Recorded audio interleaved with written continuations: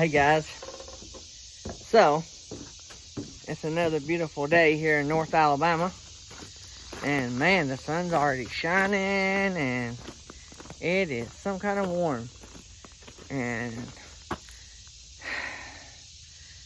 I knew this was going to eventually happen, but it's never a good time, but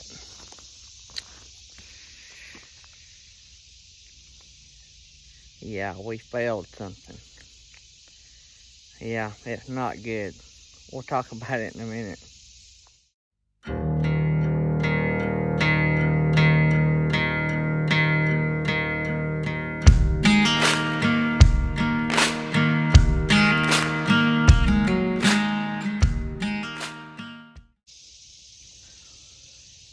Well, I talk about inspect your truck, inspect your trailer, inspect your equipment. I talk about doing that every day, every video I put out, right? And I also talk about keeping money in the bank, prepare for breakdowns, and not stretch yourself so thin that when bad things happen, that you can survive.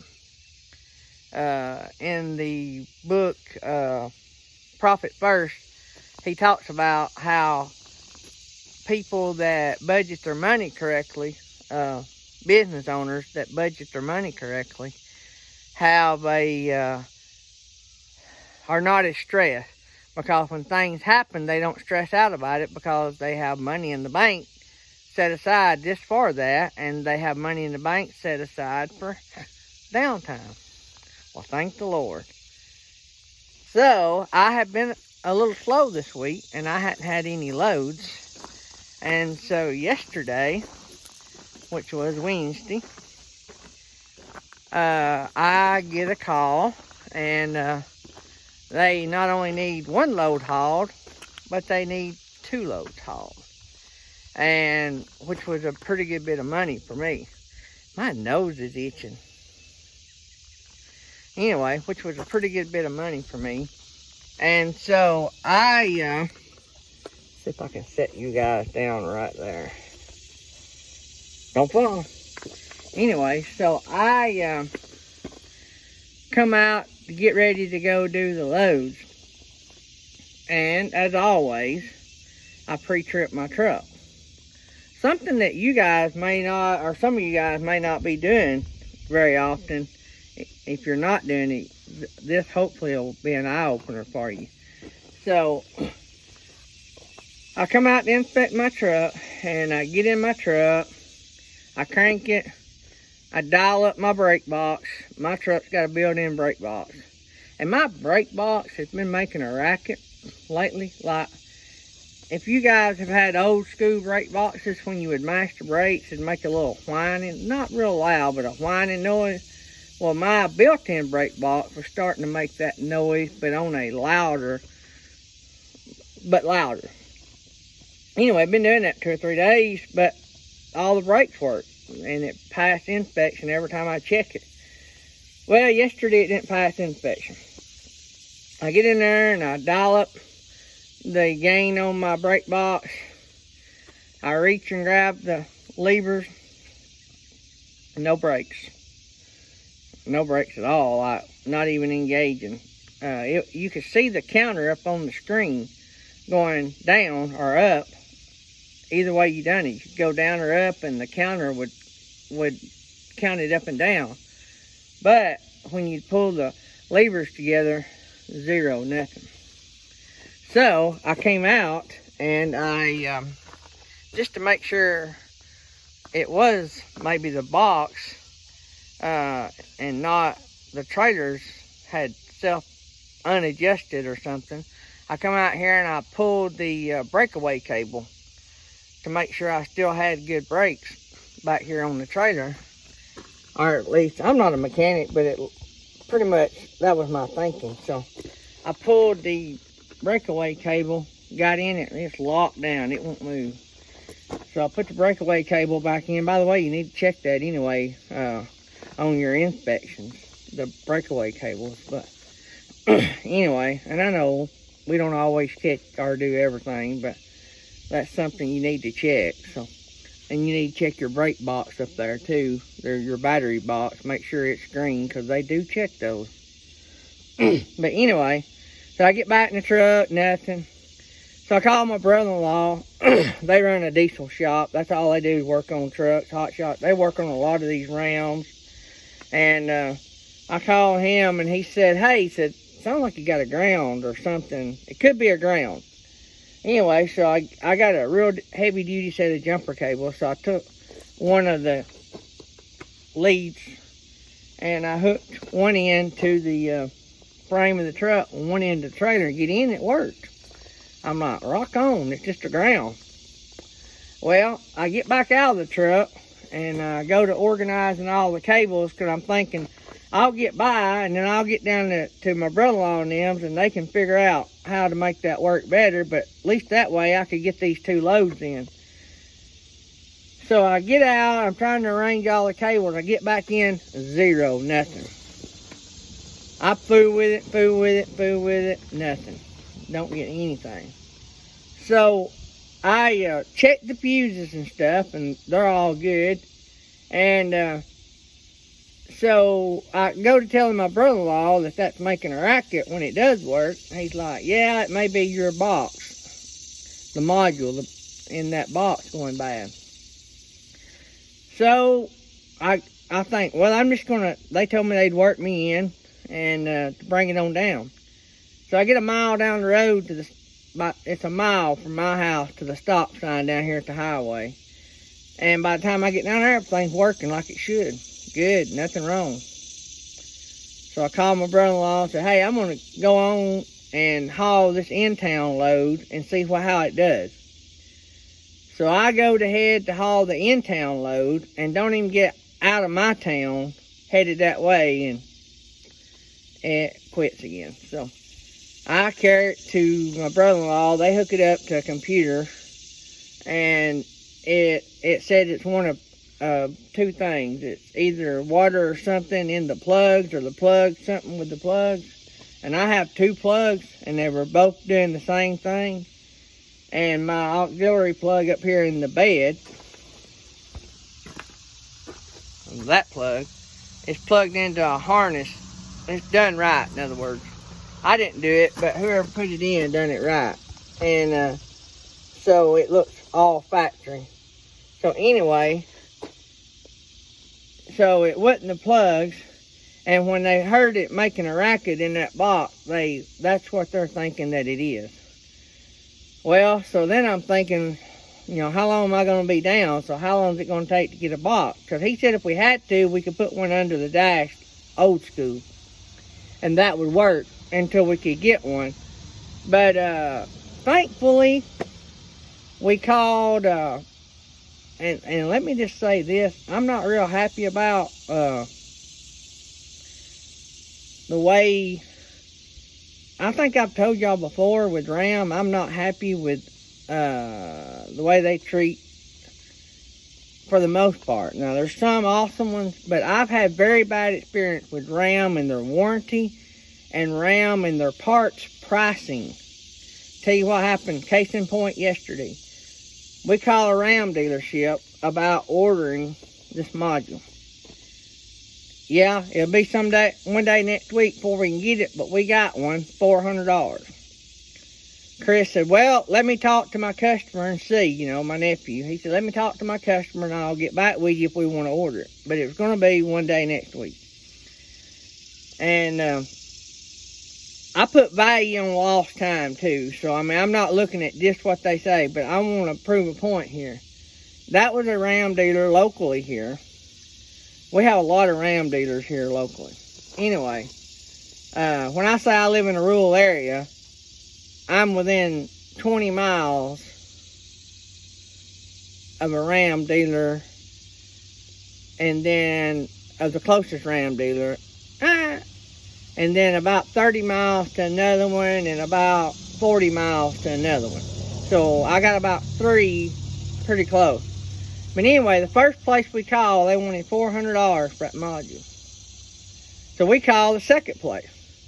The second place was about 150, and the third place was about 150. Now, ain't that crazy? Same module.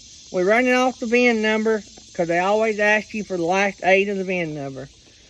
But the one dealership wanted 400, and the other 2 wanted 150.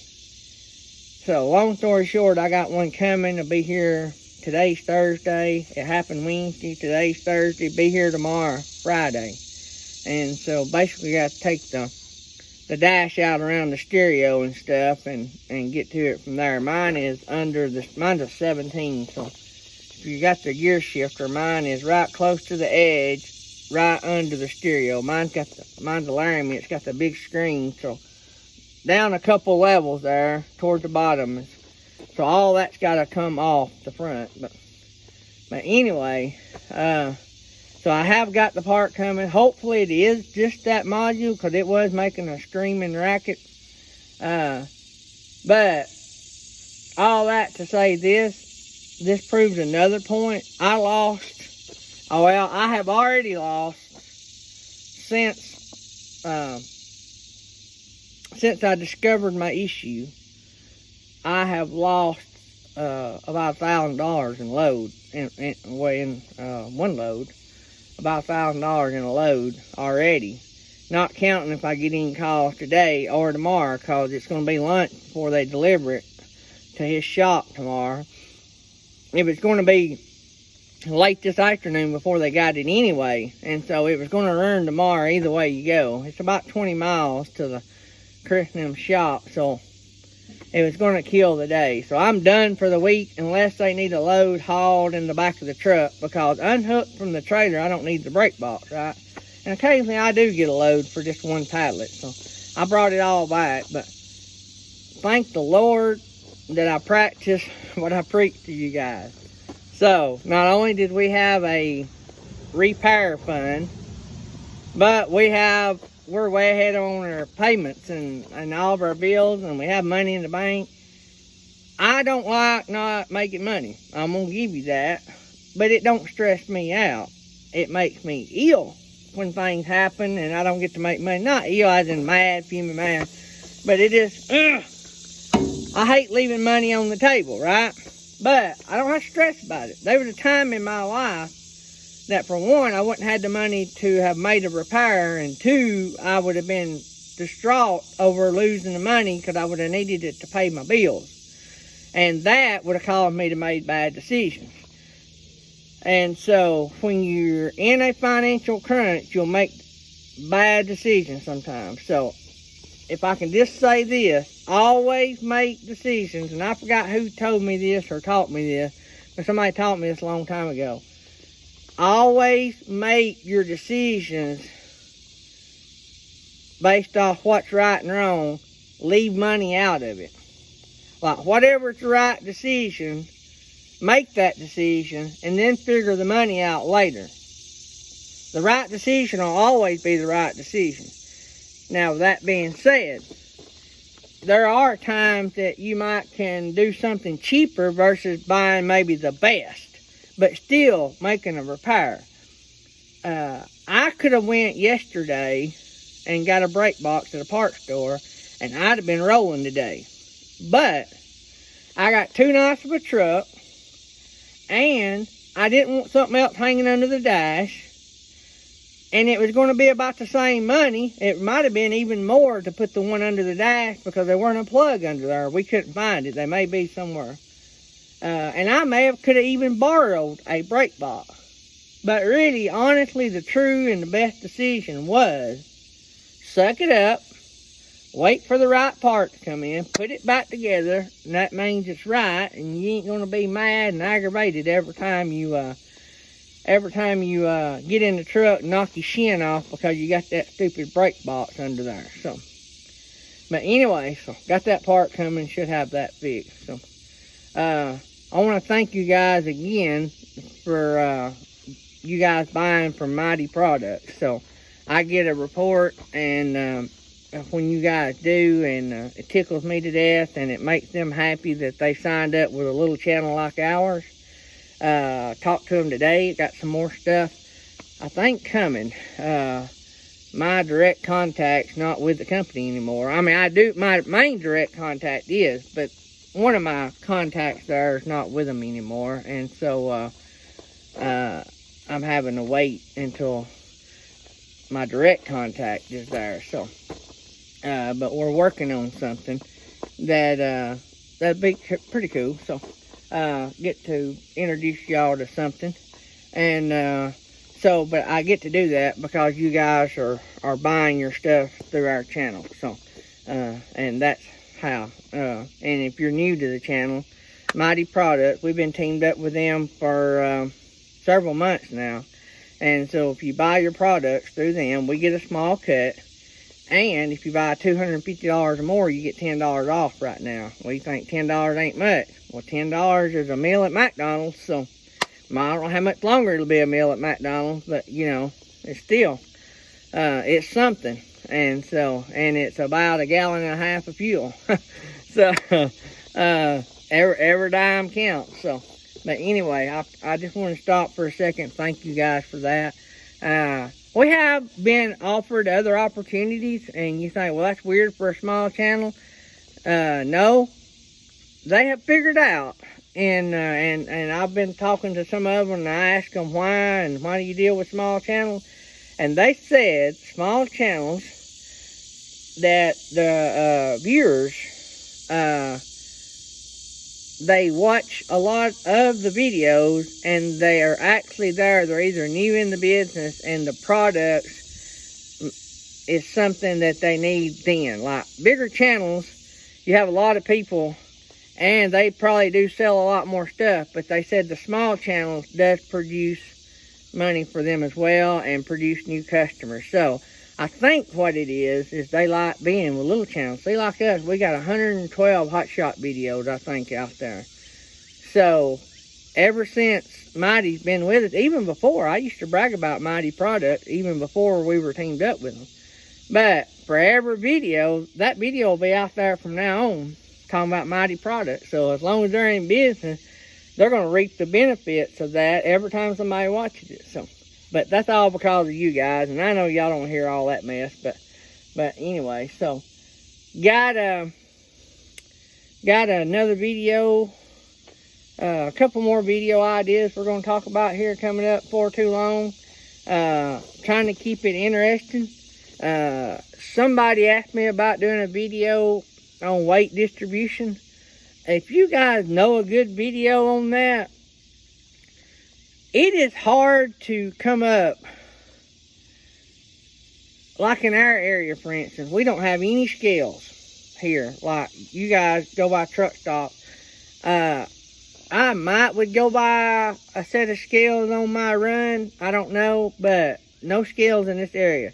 So when we're loading hot shotters, most of the companies we load with don't have scales. So we have to guesstimate how to spread out the load.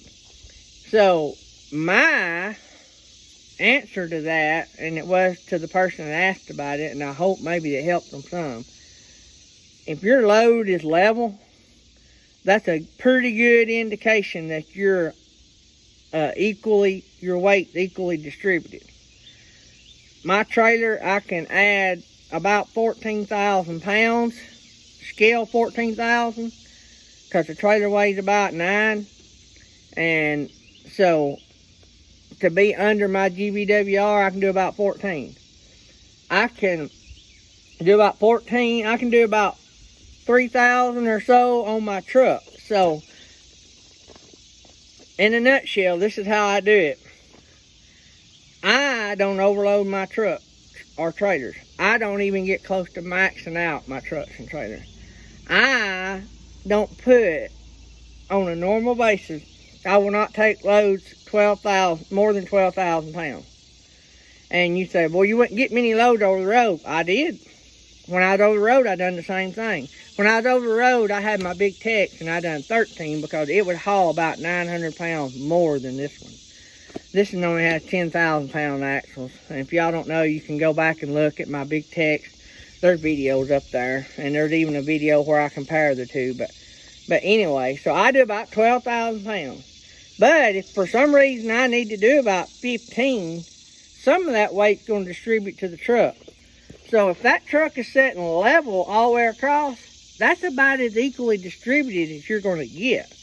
If that truck's squatted, that means you're putting more of that weight on there. So just keep an eye on that, and don't let your rear end get squatted on your truck, because that means you got your too tongue heavy.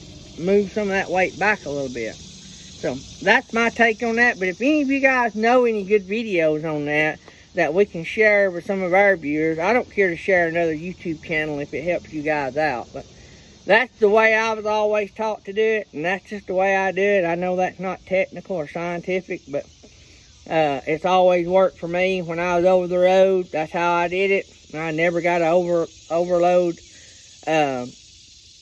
ticket. I never got a ticket for being too heavy on one axle. So that's the only way I know of doing it, without a set of scales. So, and without knowing exactly what each thing weighs. Sometimes I don't know exactly what my stuff weighs. I know what all of it weighs. And some of the times, I think something flew in my eye. Sometimes the pieces I get are so long, that piece weighs so much. So, you know, you don't know at each point, because it could be heavy on the back or heavy in the middle. You know what I'm saying? So you just have to play with it. But that's just the best I know to do. So I'm gonna get out here. The video's too long already. So if you guys need me, leave a comment below. Anytime, if any of you guys want to mail me anything, just shoot me a message and I'll get you my address. And if you're a company wanting us to try something, if it's Hotshot related, we'll try to do that. Don't be offended if I don't take it, because if it ain't Hotshot related, I'm not going to take it. So unless I think it's something you guys can use. You know, like I tried the beef jerky, you guys didn't like that, and so and I judge that by how many people purchase. So that wasn't a big draw to y'all, even though a lot of truck drivers eat beef jerky. So, but anyway, it's going to have to be something that I think you guys will like. So we're not going to spam everything up. So I'm out here to help you guys. So, all right, guys, love you. Hope you have a safe trip. Remember what I always say: if you're going to have a safe trip, you got to start out doing a safe thing. Inspect your truck. That means your brake, your electric brake box. That means your breakaway cable. Check all that stuff, because had I not checked and it had 10,000 pounds on the back and that thing quit on me, or I noticed it quit, so if I wasn't paying attention, that would have been very bad. And so, or it's safety week. Had I got stopped, that would have been very bad and grounded. So, a lot cheaper to stay home and fix it and lose the load. So inspect your truck, inspect your trailer, and inspect your equipment. Bad straps, bad chains will get you a ticket. So, if you need any of that, click the link below on the Mytee Products link. See you guys. Have a great day. Love you guys.